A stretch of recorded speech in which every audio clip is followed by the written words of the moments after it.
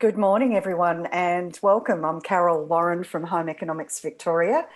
Great to see so many people promptly online, and welcome to our very first ever virtual conference. Thanks for bearing with us, and great to see so many of you doing the test this morning and to see your faces. It's lovely to see you. We can't meet with you in person, but it's great to see you online and also to be able to talk with you. So we're pretty excited about the program that we've put together for you today. And we wanted to make it as interactive and as fun and interesting as possible. So hopefully we're going to achieve that for you. So what I'd also like to do is just, I know that we're spread far and wide, so I would like to just acknowledge the traditional custodians of the various lands on which you're all working today, and the Aboriginal and Torres Strait Islander people who are participating in our conference today. So we also pay our respects to elders past, present and emerging. So everyone should have received their updated conference grid last night. Long story, we won't tell you what happened there, but we're all good to go. You've all got your individual invitations for the 3 session options that you've chosen. If you've got any queries, don't hesitate to email us, phone us, and we'll get things sorted out. But hopefully everything is going to go smoothly, and I'm sure with your help, it will. So thanks so much. We've got most people online, I think. And so I think we'll get underway almost with our keynote. We've got someone there that we need to mute. I'll get one of my co-hosts to do that. And I might be able to just about see. I think we're right with that. Thank you. Also, Australia is celebrating World Teachers' Day today. So if you haven't hopped onto the AITSL website and seen some of the fabulous photos and had a bit of fun with the glasses and the frames and the things that you can do, please do that and send them through to us, because that's a bit of fun. And so it's great that our conference is on World Teachers' Day. So, and we've got a very energetic keynote speaker that I'd like to introduce and welcome, Dr. Pete Stebbins. So I heard Pete at a conference last year and knew that for our first ever virtual conference that he would be the perfect person to energise you with a keynote session to start our conference. So Pete, if I remember rightly from our conversation at the time last year, Pete, you're from Victoria, or you lived in Victoria. I grew up, McKinnon Secondary College. Shout out to McKinnon Secondary There you go. College. I don't think we've got anyone from McKinnon today, but shout out to anyone from around that area. And so Pete is now located in Queensland. So I'm glad we got the time right there with the daylight saving thing. Yes. And Pete's an expert on high performance teams in education, and he's the director of the High Performance Schools project. So we're also going to welcome Chrissy Collins, who's going to participate in the keynote session today. So if you haven't got your pack of cards and your poster that came in your kit, can you just get those now, because you're going to need those for a bit of fun that we're going to have in this keynote. So welcome, Pete. Thanks so much for coming online, and really looking forward to your presentation this morning, and good luck everyone for the day, and have fun. Terrific.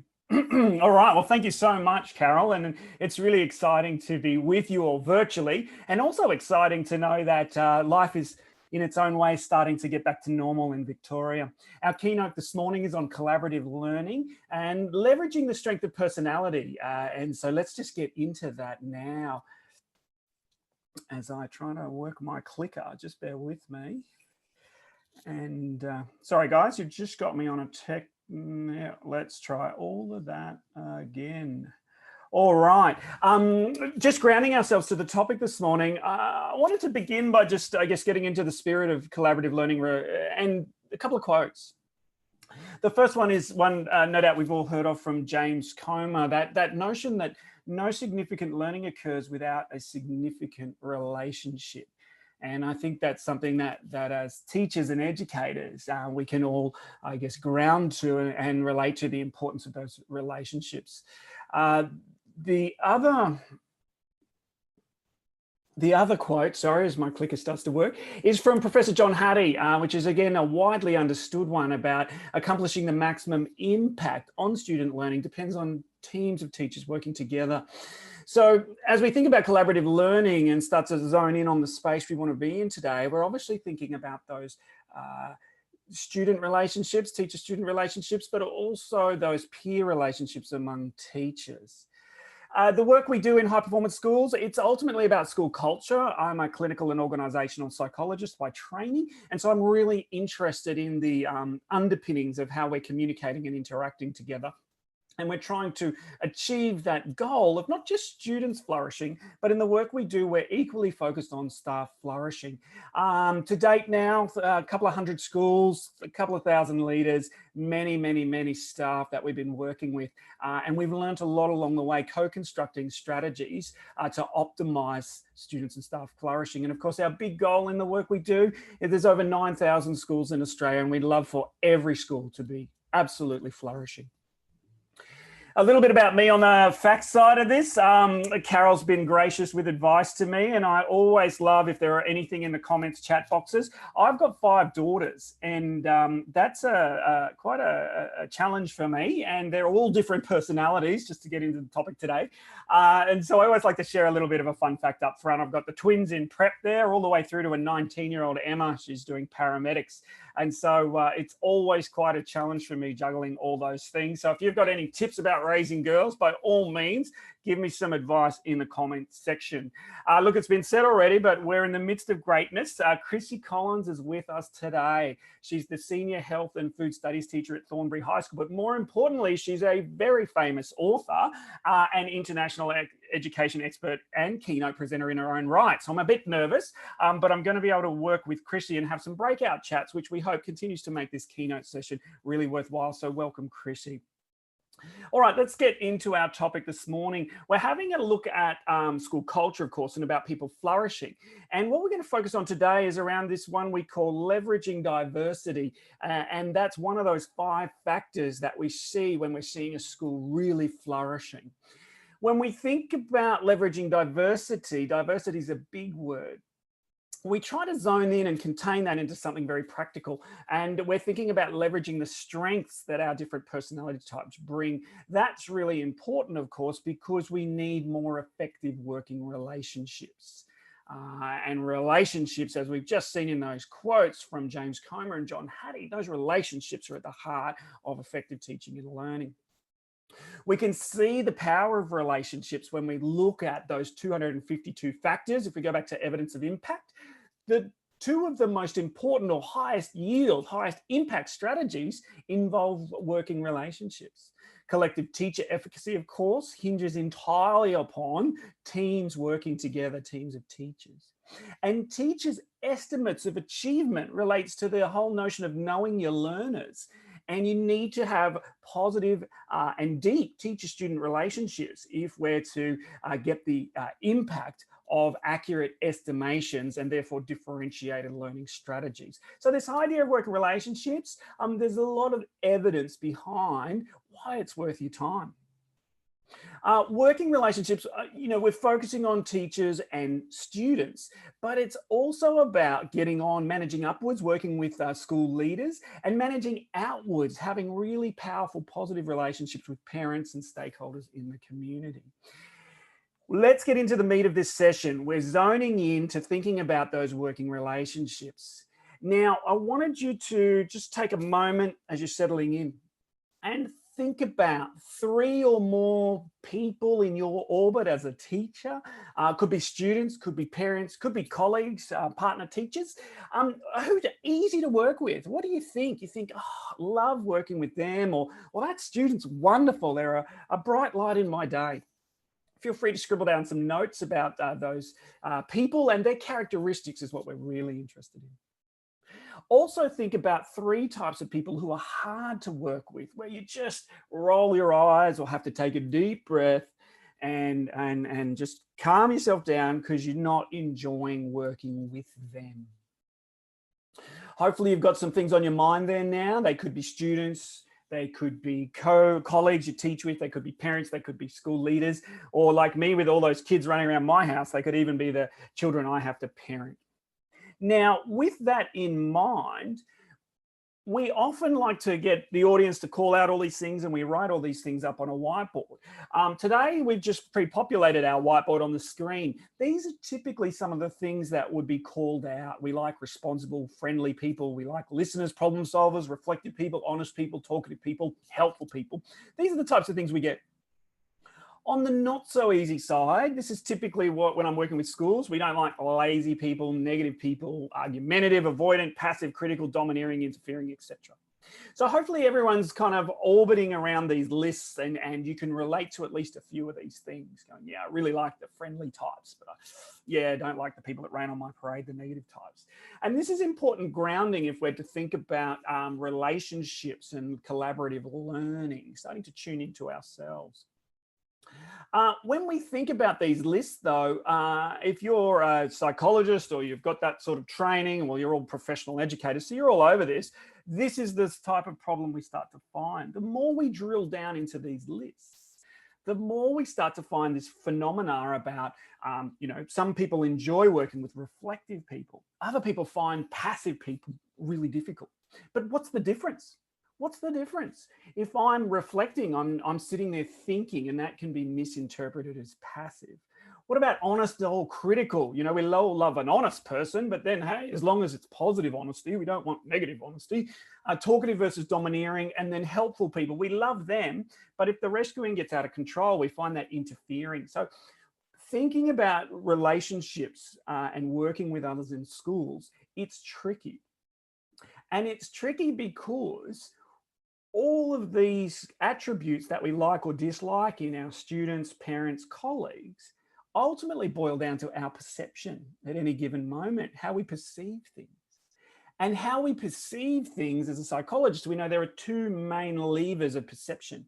Your mood state, which moves around a lot, changes a lot, and your underlying personality, and that's really stable, and that's an asset, because if we understand that and deepen our toolkit about collaborative learning and personality, we can start to massively impact the positive collaborative learning that is going on in our classrooms. So moving into our space then, we're saying that personality is important and communication is important. But this keynote is not to get lost in the giant world of personality theory. Rather, it's to say we need to focus only on the theory that's relevant to us communicating and collaborating effectively. That brings us to this guy, Carl Jung, Sigmund Freud, all of those types. Carl Jung's important for us because most of the modern theories that are used in education and in terms of teamwork and personality all go back, all roads lead to Rome, and they all go back to this guy, Carl Jung. And Carl Jung, way back in his German dialect, Carl Jung originally said that personality was like a layer cake. On the top layer, there's 4 different ways we think and communicate, meaning talk to ourselves, self-talk, or talk outwardly towards others. That's underpinned by 2 different ways we gain and maintain our energy. And this is really important because if we want to understand Jung's work and we want to be more effective with collaborative learning and personality, Jung told us you need to pay attention only to the top layer, because that's where the communication's occurring. The bottom layer is about burnout and stress and sort of personal coping.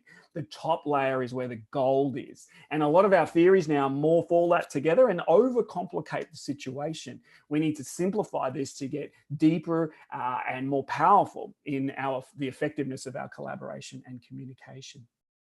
And so the model we use when we're working in high performance schools is about that top layer. And we break that top layer up into this CARD acronym. All of this is just for simplicity of memory. Concept people with the yellow color, action people with the blue color, relational people with the red color, green people, detailed people with the green color. And it's a really simple model.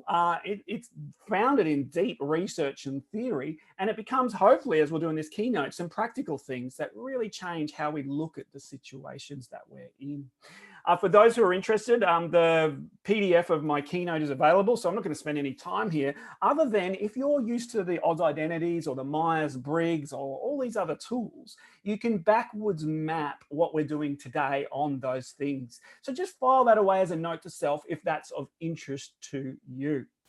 All right, finally, let's get into the first main interactive thing. We've sent you all a box of cards, so I want you to get those cards out now. We want to spend about 5 minutes now getting you to play with these cards and sharing a couple of things for you to start to think about yourself. From there, then we'll unpack that as a series of tools and strategies, and Chrissy and I will be chatting around what that means as a teacher in a classroom and working in a busy school. So let's get into the first bit now, your profile. Okay, so with your cards in your hand, you're going to get them out. So I'm just getting mine off the table now, and you got all these cards. The thing I want you to do is I want you to splay them out on the table or on the carpet, wherever you are. Just drop them out in a big mess. And I'm going to give you a couple of minutes. No, I'm not. I'm going to give you 1 minute because we don't have a lot of time, but just a minute or so. I want you to pick 5 cards out of that best describe you.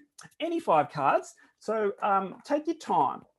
I'll just work alongside you from a time management perspective. So once I've got my 5, and so we're splaying them all out and we're starting to think about them. If you're like me, you're looking at red cards that say things like kind and harmonizing, and blue cards that talk about analytical and firm, and green cards that talk about structure, yellow cards that talk about open-mindedness, etc. Take a moment. As you're doing this exercise, grab, sometimes people grab a lot of cards and then they cull it down to 5. Other times they just kind of work it through. So we've got a few more seconds there. You're looking through your cards going, am I kind? Yeah, that's me. I'll grab that card. Am I analytical? Yeah, that's me. Or no, that's not me. I'm going to put that one down. All right.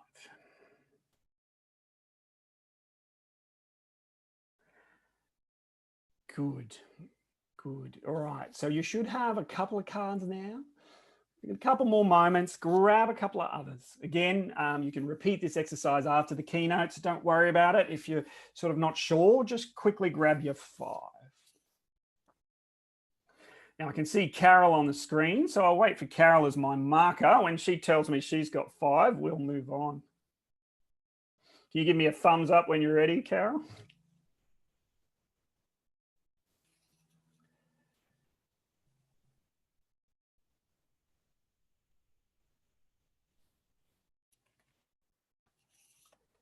Good job. All right.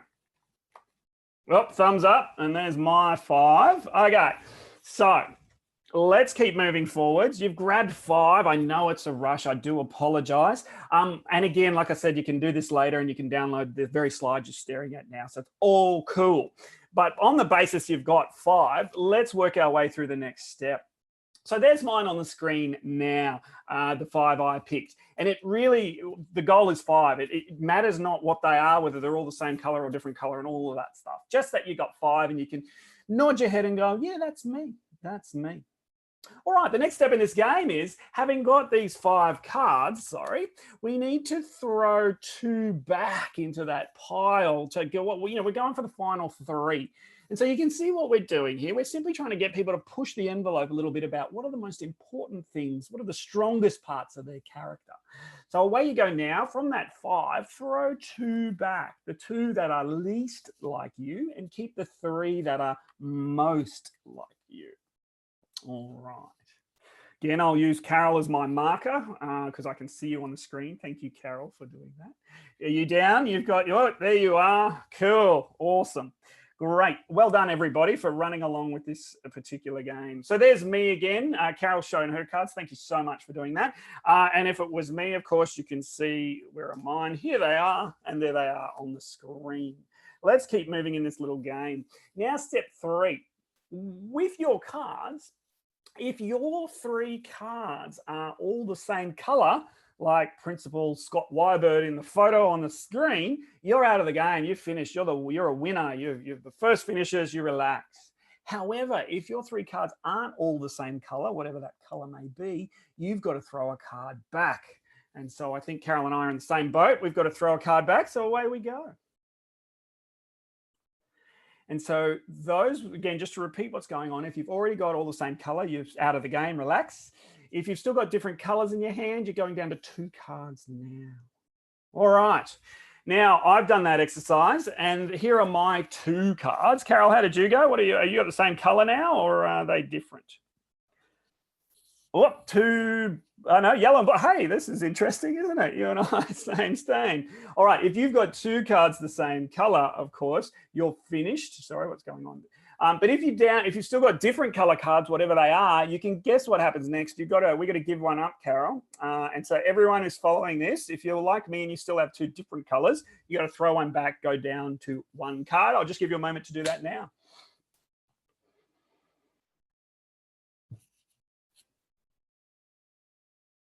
I'll look for Carol to give me that signal. Did you do it, Carol? Was it easy? Excellent. All right. And there we are, the final card. Now, that exercise, whether you finish the game at 3 cards, 2 cards, or 1 card, is simply designed to get to what might be a dominant preference, a strong characteristic for you. That's all that's about. But when you do this in groups, having a deck of cards is a fun way to do that. And again, it's a simple tool you can use with your colleagues and you can use with students. I want to jump in and invite Chrissy into it now. Thank you, Carol, for helping me just with time management. But Chrissy, how did you go in the card game and where did you end up? Look, it's interesting. I'm sitting in the room with my 2 other home economists. So we're in this together. Oh, you can do the whole group. And probably because everybody in the whole conference knows what color I am. Anyone want to guess in the chat? I bet you can't guess, team. Everyone who knows me will be able to work it out. So you ended up with which card? I was red. And was it 1, 2, or 3 reds? All red. So I ended up red from the beginning. Yeah. So I ended up with kind and subjective, Pete. You're a legend. And before you ended up with that, what was the one you threw back? I threw back critical. Oh, so you're also got a bit of that going on too. A bit of a clash, but that's okay. It sure is, and we can unpack what that means in a tick. Thank you so much. All right, well, let's keep moving. Brilliant. So what we want to do now then is sit with this. And let me check my time. We're good. We want to now think about what does this mean for me as an educator? Understand thyself. So we just want to play around there for a few minutes. From there, we'll unpack what does that mean with my peers and what does that mean with the students that I teach. So stay with me. Alrighty, let's keep moving. Now, going back to Jung, because we like to tell the, I guess, original story about this, because it's also the most simple and arguably useful story for collaborative communication. When Jung was originally trying to work all this out, he said that we have 2 highest. To state the obvious, we can all do all 4 of these card preferences or colors. Otherwise, we wouldn't have jobs, relationships, etc. What we're trying to do is get into your preferences or your comfort zones. And so Jung said that, hey, everybody operates with a kind of a top 2, not just one top 2. And some people, you know, they have 3 strengths. The 3rd one may or may not be a big deal. But we all have a shadow, Jung said. We all have a lowest one. And it's important when we're collaborating with others, particularly like in a team environment or perhaps a classroom where we're going to be in a longer term working relationship. It's important to understand what those top 2 are and what that bottom one is. And we can really get some insights into how to maximize our working relationships when that happens. So we're going to now just spend a little more time with your notepad or, you know, just jotting things down. We want you to reflect on you at that deeper level. And a good way for you to do that is to rank order your preferences. It might be the card sort is a mirror of how you see this, but just take a moment now. Again, there's those 4 different areas of how we communicate and think. Place number 1 on your top one might be that final color you got into, but if you need to change your mind right now, that's okay. Then number 2 on your second one, number 3 on your third, and your shadow, your lowest one, gets number 4. All righty. Now, mine's on the screen for you to see. Number one, of course, is the yellow one. Mine did mirror my cards, really. Number two is the blue, three is the red, and number four is the green. And so I'm always in trouble with the low green, with typos and failing to communicate all the detail. And I'm not too bad on the big picture. Okay, so that's knowing thyself. When we know ourselves really well, we can start to see our autopilot. We can have insight into, well, how do we communicate with others when we're not even thinking about how we're going about that? And we can already tell that Pete, being dominant with this yellow-blue idea, that's pretty much how he's going to operate unless he checks himself, unless he puts effort in. We can also see that Pete's not good at getting right into all the detail unless he's on purpose, really focused on that. So he's got to put a lot of effort in there. And we can see that he's not too bad with that relational connection stuff. But again, the more high pressure the situation, the more time poor he is, the more likely that stuff might drop out. Now, for those who are interested in normative data, this is the likelihood of the population that's around the Western world. 70% of the time, one of your two cards could be a green, 60 a red, 40 a blue, 30 a yellow. And the only really big deal here, because I'm not a fan of norms, I'm just a fan of you knowing yourself and making the most of yourself. But for people like me who end up with yellow blues, that's a little rarer. And so that's got its curses, if you like, in trying to fit in the world, and some blessings. But we'll get into that in a bit. All right, now this is the first rub point where we hope this is a useful Keynote kind of mini workshop. Based on your top two, based on your preferences and your lowest, who are you going to clash with and who are you most comfortable working with? And we really want you back into that thinking about those people you find difficult, parents, students, colleagues, and those people you really enjoy working with, being a part of. If we look at me again, we can see that where I clash is on those lower ends. And again, hopefully I'm professional enough that rarely happens. But when I get tired, when I'm under the pump, or when those people are tired and under the pump, the risk of misunderstandings is going through the roof.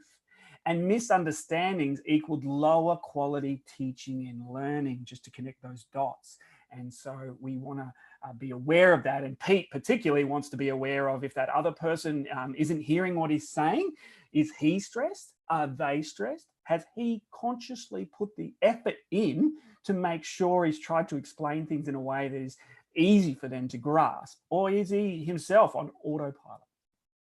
On the other hand, I'm happy to have a concept and action kind of conversation with anyone who's a yellow-blue. And perhaps that's why Carol and I tend to click along really quite nicely. It all just flows. And so they're the people I'll gravitate to. Now, there's a little fun fact here for those interested.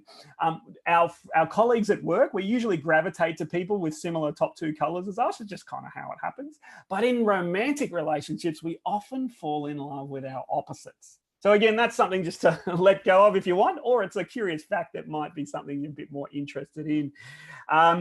Chrissy, you're in the can now. I'm really curious. Your top two, and we've said that, but tell me again what your top two are, and then your take on that clashes and comfort zones. So my top two are red and blue, yeah, but I think I work best with red and green, and I clash a little bit with the red and the yellow. The yellow people just waste my time. Oh, they do, don't they? They just go on about, yeah. Oh. I like these people because they keep me grounded and they keep me moving, but we work nicely together. So if you're a green person, I'm happy. Red. I love it. Love it. And lucky for you, that's the most common thing in the world. So yeah, that's a really good indicator. I'm kind of jealous because I spend my whole life on the not so common side of the space, constantly upsetting everybody. And so thanks for putting up with me too. Those yellows are your lowest one by the sounds of it. And here we're doing okay. Excellent. All right. Thank you, Chrissy. Let's keep moving. So the next thing we want to understand, jumping ahead. The next thing we want to understand, can I go back? Previous. Right. Terrific. Time check. Good. The next thing we want to understand is, I know this about myself. And I know I already knew that. I'm a professional educator. What does this start to mean with collaboration? And we just want to touch on some tools that we hope either confirm what you already know or give you a new angle, something fresh about collaboration and communication. There's two elements to understanding what all this may mean, and it's about looking through the lens of a one-on-one conversation versus a classroom or a teaching team, a group of people. And this gives us ACEs to maximize collaboration at the one-on-one and group level.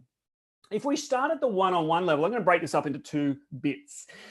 The first bit is about the grown-ups, the teaching staff, the school leaders, the parents. So, and at this marker, what I want you to do, and it's pretty obvious what we need to do here. We need to match what's coming out of our mouth with the color of the other person. And clearly that's an ACE for me. If it's a yellow and blue, I'm just going to talk without even thinking. And they're going to go, oh yeah, oh yeah, oh yeah. And same for Chrissy. If it's a red green, she's going to be saying her stuff and the other person's going to be like, I totally get that. However, if it's the opposite or it's not in sync, my autopilot is going to antagonize the other person. And they may be too kind to speak up and polite people, but on the inside, they're not getting it. Again, why is that important? Because passive disengagement, if we come back to the kids, passive disengagement is the #1 problem facing all Australian schools. And no one has any clue how big it is because it's invisible. They're effectively just passive in the classroom. They're not acting out. But passive disengagement has its roots in these problems. So it's pretty obvious we're matching. What we want to do next is just have a conversation around this card that you have. So now's the time to get your card out that we sent you all. And really just, it's a little bit detailed. So all the green people are going to love it. People like Pete are going to struggle because it's yellow. But we want to just step through some facts and then pause with Chrissy and have a chat about what these things mean. So on this side of it, we're doing the one-on-one collaboration first.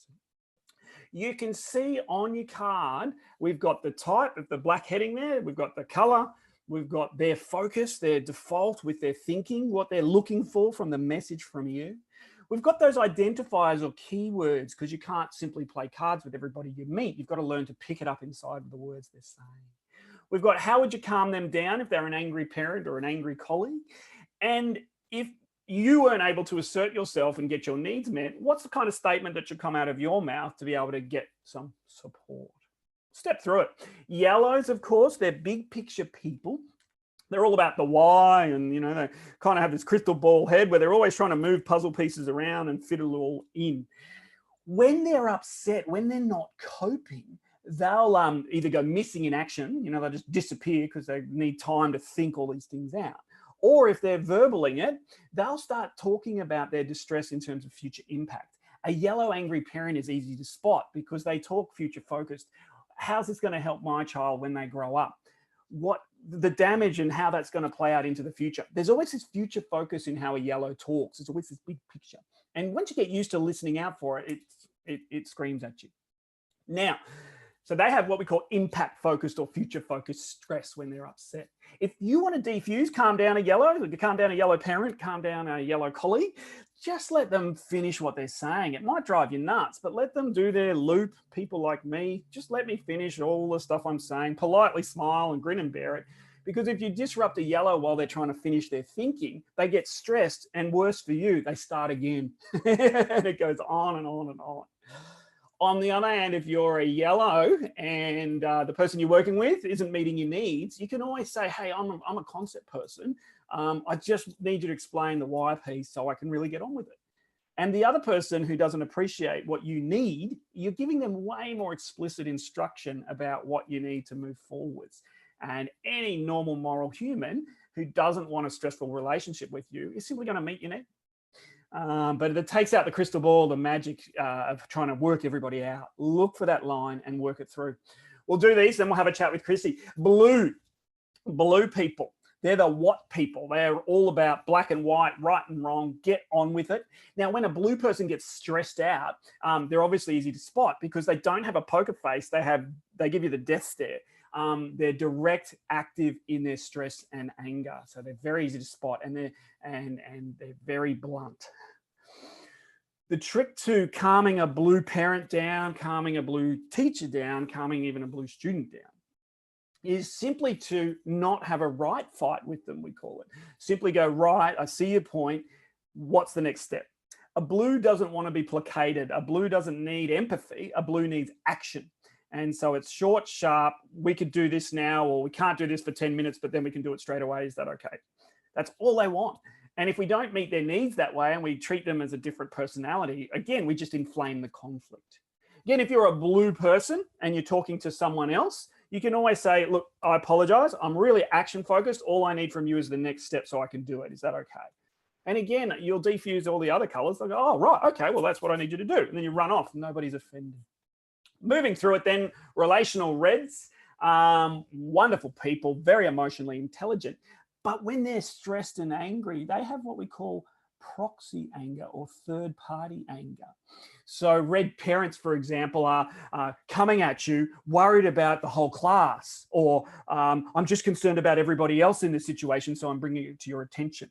So they're really easy to spot when they're upset, because very rarely are they directly angry with you. They've always got to hang it on a third party, or what we call proxy stress.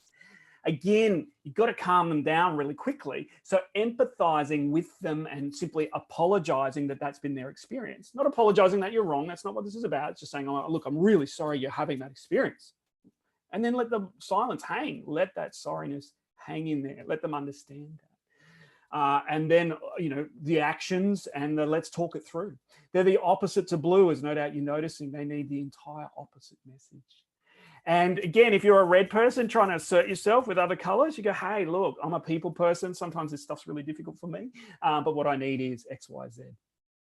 When I trained as a clinical psychologist, we had a saying we were taught for therapy, which is when in doubt, speak it out. And that was so when I was stuck as a young therapist working with particularly, I guess, aggressive males in the prison system, I'd have to say, I feel afraid, or I'm not sure what to do next. And that was the opposite of what I thought I had to do. But every time we speak out our fear, again, most humans simply want to get on. And so the faster they can get on with you, the easier it is for everyone. And so it's very much about that speaking out what you need to the other person. Finally, green, detail focused. When they're stressed out, you're going to hear all sorts of, they're very verbose, and they're about, but your policy says, but it's all about this. But why does that person, they're called fairness junkies. Why did they get away with it and me not? Or why is that school doing that when our school isn't? That's the marker of green. Again, you've got to let them finish. Okay. And then you need to honor, look, I accept that that's your view. I accept I can't change that. But what we could do is X, Y, and Z. And so one of my children is very high on green, and I agree with you, it's not fair. I agree. It's pointless for me to argue about fairness with that child. And it's good for her to go, oh, dad's agreeing with me. That's good for her development. On the other hand, you know, green people where they're dealing with me, my wife is green and I'm yellow. So sometimes she says, Pete, enough of the big picture. What's next? Or my point to you is you're not addressing this. That's really helpful for me. I want to be in a relationship with my wife, so I need sometimes to be pointed out what I'm not giving them.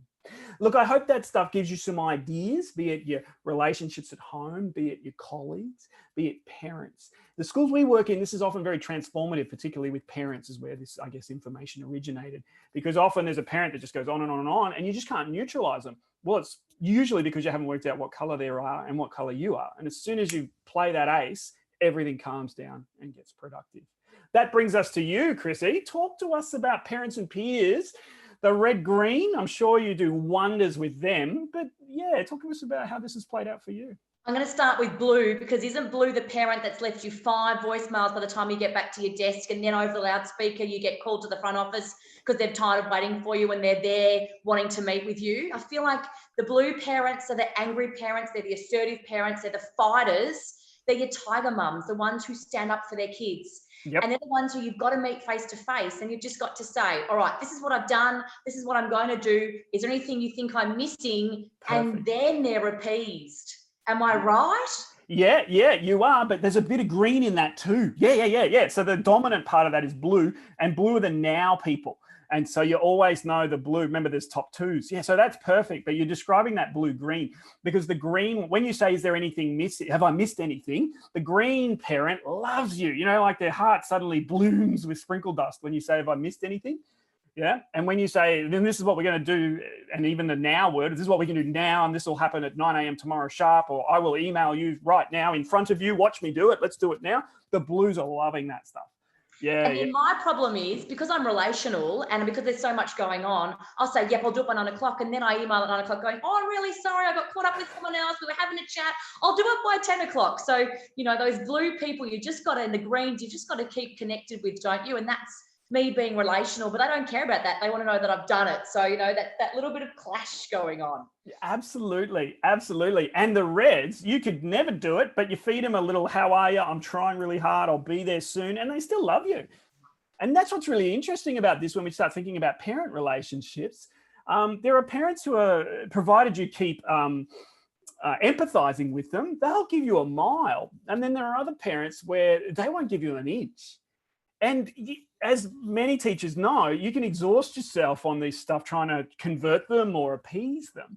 And what we're trying to say now is you can short circuit the whole thing by just tuning into those words and then understanding the risk. And so like you say, Chrissy, if ultimately you got caught up and you email them at 9, well, you still need to email them because the blue will go nuts if they don't get the email. But again, you're trading risks at that point.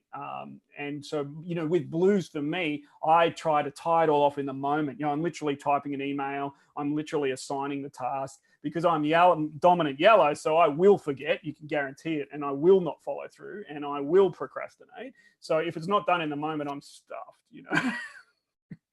And so, yeah, sorry, back to you. I was going to say, I think yellow, I would like to give a student example because these are your high performing kids, the ones that start, you know, your very first lesson in the year and they're talking about the exam already and you go, whoa, hold on a minute, we're on page 1. You've got to get to page 277 before we get to the 2.5-hour exam. And I can think, you know, of those students, you know, and we can spot them all now, can't we? Those of you who are teaching 11 and 12. When you think about those yellow kids, they're the ones that they want the big picture. They can't burrow down into the individuals. And so you just have to always come back to them and quietly remember in your room to connect and give them some big picture. And then, you know, try and hope they're a little bit green and say, but I need you to do this, this, and this. But your big picture kids are the ones who love your subject because they're following, like in health, they're following the World Health Organization. They're interested about the Sustainable Development Goals.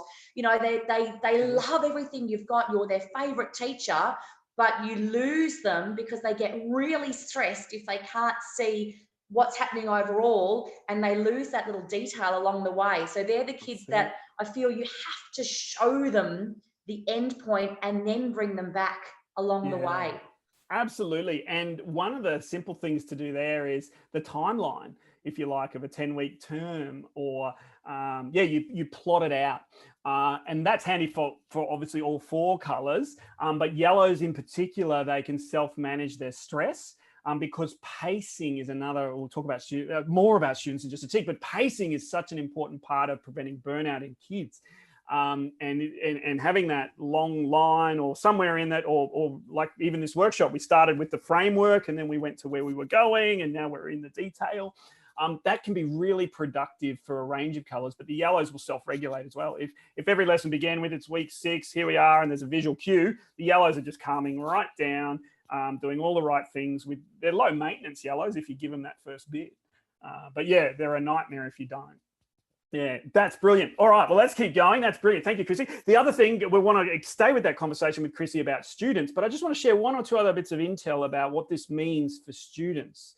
So there's another set of cards, wherever I put them, there they are. Michael White, the Odds Identities founder, has been the person who does all these things. So you see his web address if you want to buy these cards. But we've been playing around with this color idea for kids because the model obviously is tight from, well, I think it's tight from early childhood on, but certainly by about grade 4 and above. Not only is the personality stuff reasonably easy to see, kids with slightly different words on their cards can play the same game. And so we've been playing with this stuff and doing some work with Tully State High School. Among a number of high schools. A couple of primary schools up in Queensland too are involved, Helensvale Primary, etc. So it's been really interesting to say, right, if you're a child and and you don't have a sense of how you're fitting in, could it be part of what you need to consider is how you come across and how other people come across with you?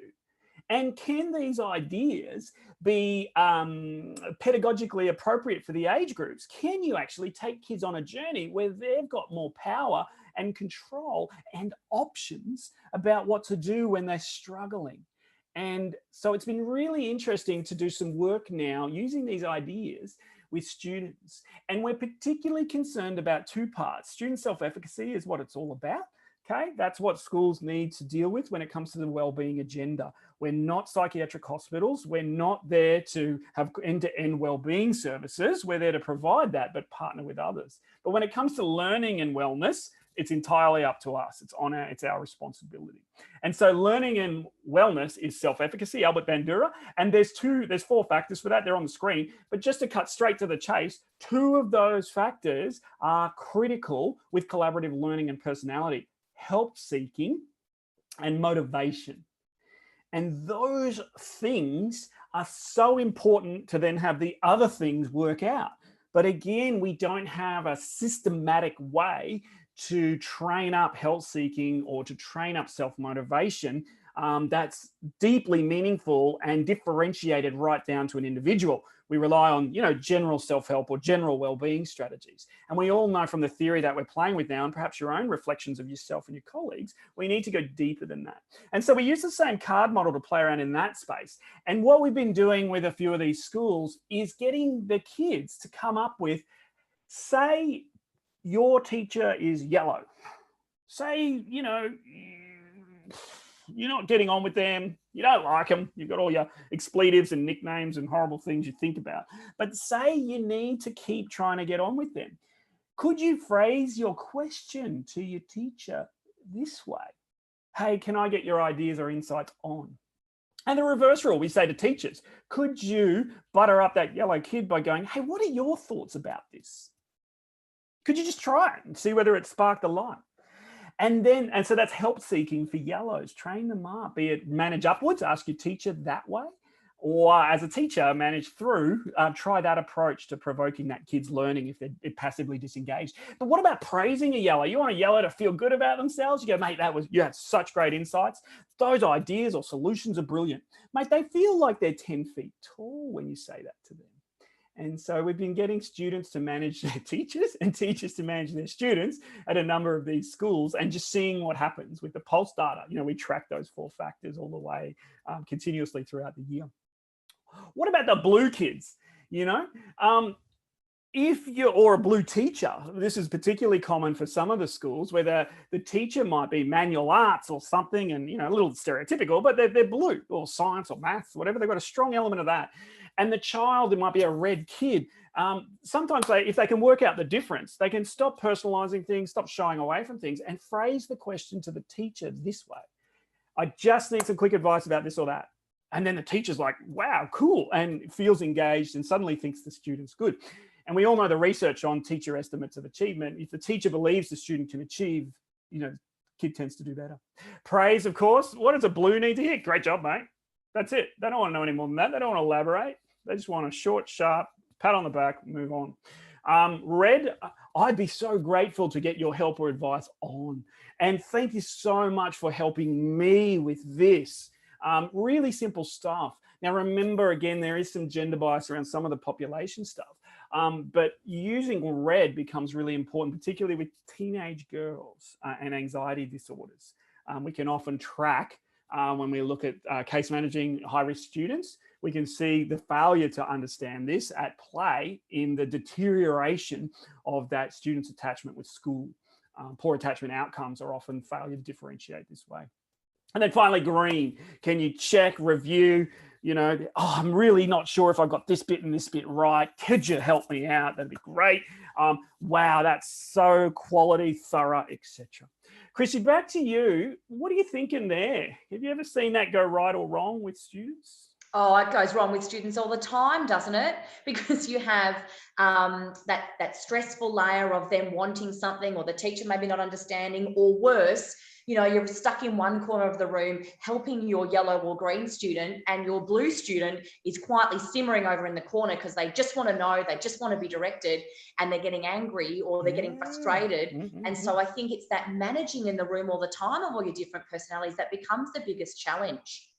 Yeah, and so like you said, like two gems in what you just said. One, if you've got more scaffolding on the screen or the weeks in the calendar, and then today's lesson and learning intentions and success criteria, we can see why that's important from a personality perspective, because the blues, most kids will self-manage against that if you can't get them, if you've got 23 other kids in the room.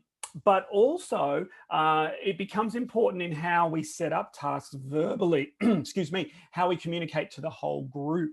And that's the last bit of our time together, is to flip our card over as I grab it now and move our attention on to be thinking about groups and how we communicate with groups. So thank you, Chrissy. So that takes us to the last bit.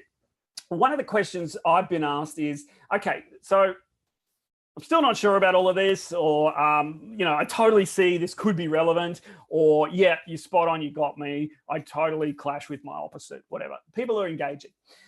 But the question we repeatedly get is there some sort of rule, therefore, about how you communicate with a whole class or a whole group of parents, or at a general staff meeting with all the teachers, where you don't have it all mapped out and there's no team profile and it's not all written down for you? Are there default strategies to communicate with groups where everyone buys in?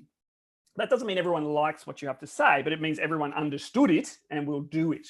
Buy-in and liking. We're not interested in liking, we're interested in buy-in. And yes, there is, because each color has different levels of communication tolerance. Yeah, blues, I appreciate you putting up with this talk. You're probably itching to switch off. You've been at this for an hour and you've got very low communication tolerance simply because you like getting stuff done. I've got a lot of blue in me. And so we need to hit you up straight away with value, or you're not going to engage. Yellows, okay, again, my weak spot. You've got a tendency, or I've got a tendency, to go Homer Simpson style, building my new spaceship up in my head if I'm not engaged.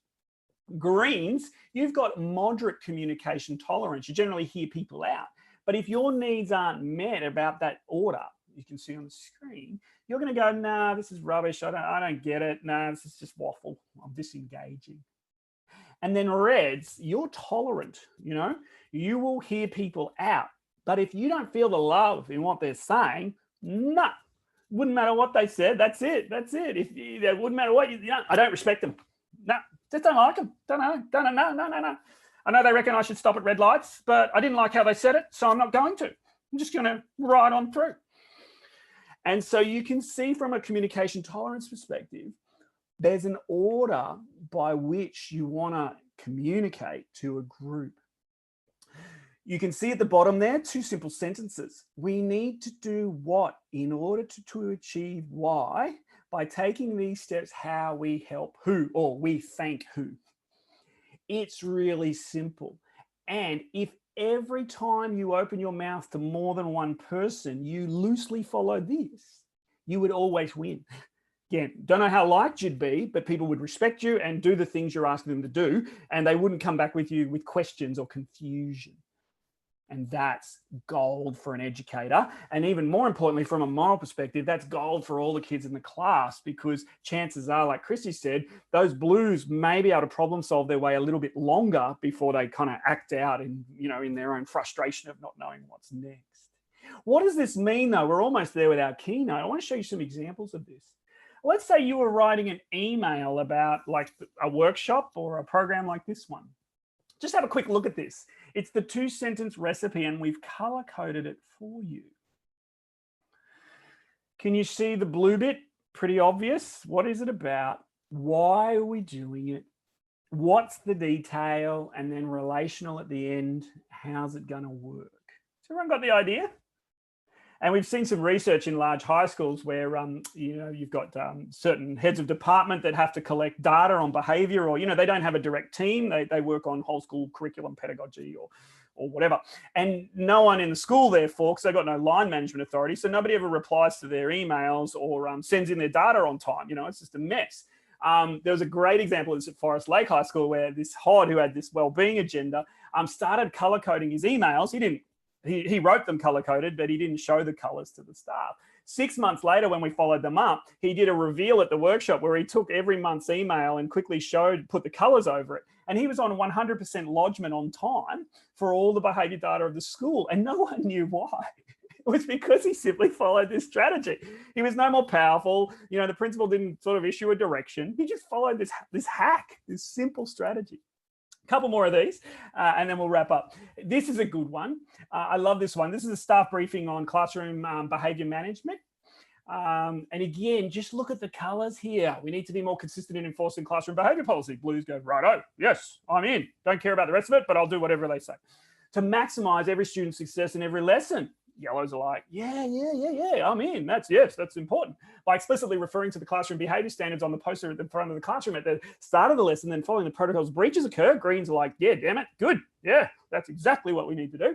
Every teacher can be confident we're increasing positive behavior and improving the well-being of my staff and students. Reds are like, amen. Yeah, that's what it's all about. Yeah, exactly, Chrissy. Now, the trick here, of course, is about all of that. But if you're noticing yourself right now with this one, you might be vaguing out or feeling a bit nauseous about parts of this message. So you might find yourself looking, if you're a blue, yellow like me, you're reading the first bit and then you're completely ignoring the rest of it. You don't even want to read it because you feel like you got the point and you don't want to know. Or the greens, sometimes they scan the first bit because they think that's all nonsense and then they zone right into their green bit. Or the reds kind of pull out, read the whole thing, but their interest in the email doesn't peak, or sorry, the statement, this is a briefing statement, their interest in it doesn't peak until they hit the red bits. Can anyone notice that experience? Which bits of this drive you nuts? Yeah, it's really quite interesting to think about that. And in our work with principals and deputy principals, this is gold.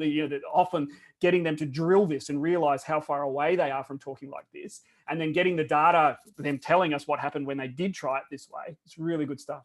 All right, finally, just a quick one as we start to wrap up. Kids. Now, I'm probably not alone in having children, but there may not be people with 5 daughters driving them nuts.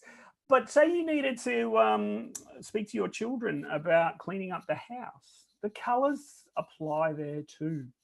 And most of us in our personal lives, that's when we're least censored. That's when we're least filtered.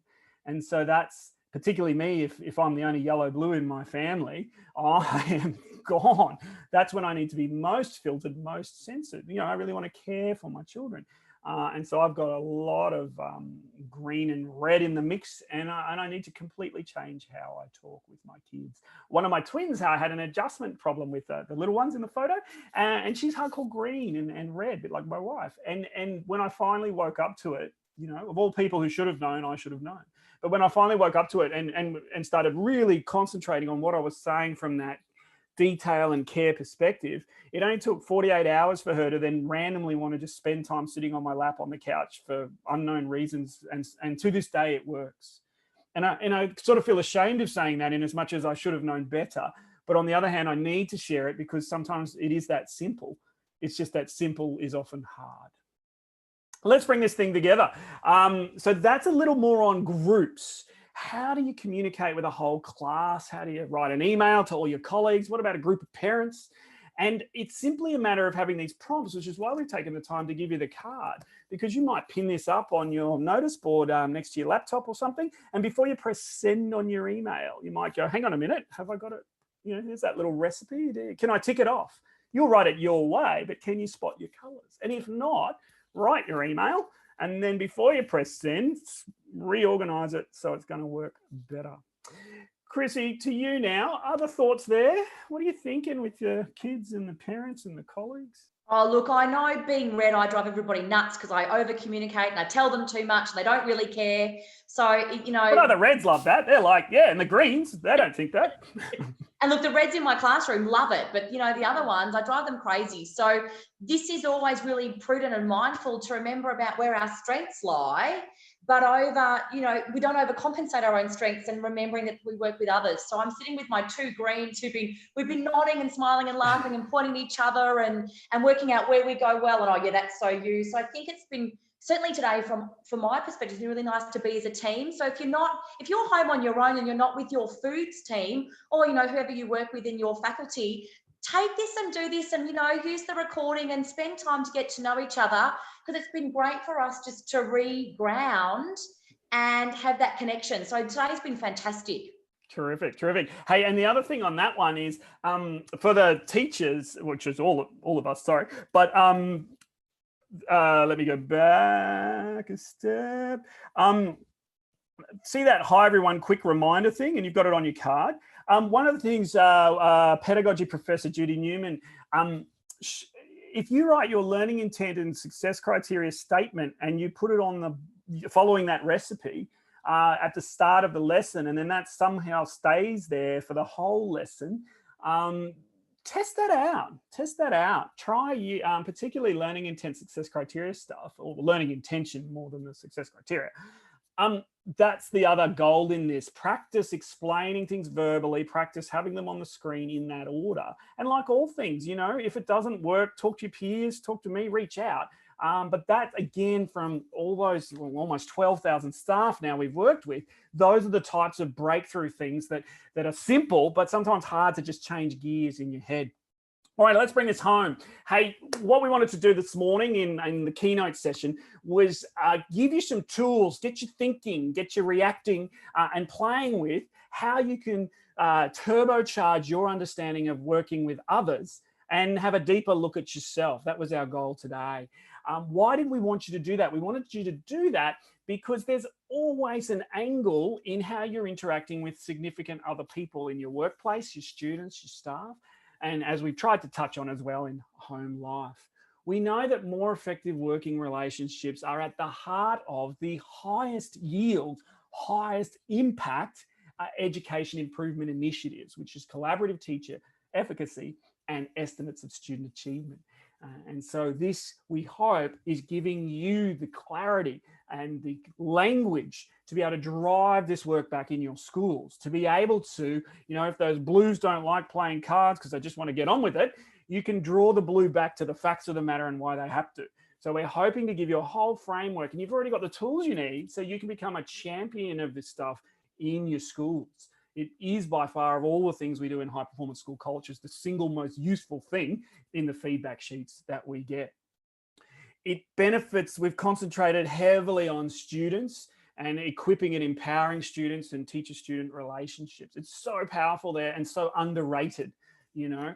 And again, the work we're now doing with students themselves, giving them a voice and a language around that.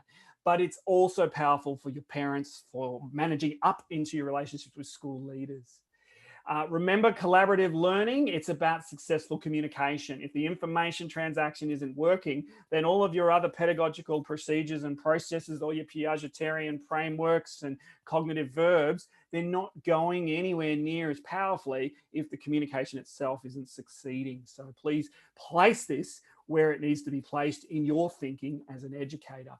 Again, we like you to stop and put a number into your head. We're always fans of that. You've no doubt got some great skills at this. We've already said that we all have skills in this area. But are you a 10? Are you a 7? Are you a 4? Are you a 1? Is this a bit of a revelation wake-up call? If so, as Chrissy's already told us, just use this material. Just dig deeper. Just experiment. Just play with it. And let the evidence build up as for how you build this into your practice as an educator. Remember to jump on our website if you want tools. All our downloads are free and on that purple button over there. So grab those and just hit them up and grab all the stuff. It's all the electronic stuff's free, so grab that too. And that brings us to a close. Remember, we want collaborative learning and understanding personality because we want people to feel heard, not just be heard, but feel heard. And that's so important with our colleagues in collective teacher efficacy. We want our students to feel motivated and have a deeper commitment every time there's a communication transaction with us. We want that result. And when that happens, of course, we're going to have every student and every staff member flourishing. So thank you so much, Chrissy, for your input in this and flying the flag for the reds and greens while I did it for the yellows and blues. And I'm handing over now to Louise for the closing remarks. Thank you, everyone. Dr. Pete Stebbings, it's been wonderful to listen to you. I had the privilege of hearing Pete and using him at a conference last year, and I've certainly just learning a lot more hearing you again. But I think for all our home economics colleagues here, we know that working in schools has been more than a challenge this year. That's an understatement. But what you've brought us back to are the key elements. That is relationships with our colleagues, relationships with our students, relationships also with our family members as well. Thinking about whether we are a yellow, a red, a blue or a green personality type, but also what that means for our interactions with one another and with, of course, our students too. That really drives what we do with our students. I love the fact that you highlighted again the fact that working with students and how they then can work with teachers and vice versa, teachers working with students as well, as we know. Chrissy, thank you for your wonderful conversational insights as well, and especially in relation to managing those classroom personalities too. I like the notion of this buy-in versus the liking too. I think there's a lot to be said in terms of thinking a bit more about that. That communication tolerance, we could all step back and think about that when we have a moment. And that recipe, as you said, those 2 simple sentences, take that on board, use that. It's got great use to work you do, Pete, with leadership teams, as you said, with staff, with students, and with our families as well. But as you said in your key message today, what you delivered was gold, certainly to all of us as educators. So Pete, on behalf of Home Economics Victoria, our first virtual online conference, Chrissy, thank you. But Pete, thank you so much, and was great having our cards and certainly going through our deck of cards too. Thanks, Pete. Thank you, Chrissy. Thank you so much, everybody, for listening. I really appreciate it.